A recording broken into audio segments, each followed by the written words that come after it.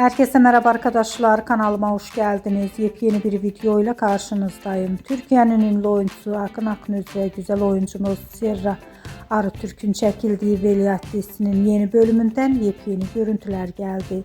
Akın Aknöz ve Serra Arıtürk'ün romantik görüntülerini sizler için YouTube kanalımda video halinde sunuyorum.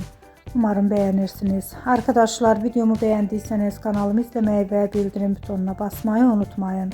Şimdilik benden bu kadar olsun. Yeni videomuzda görüşmek üzere. Hoşça kalın.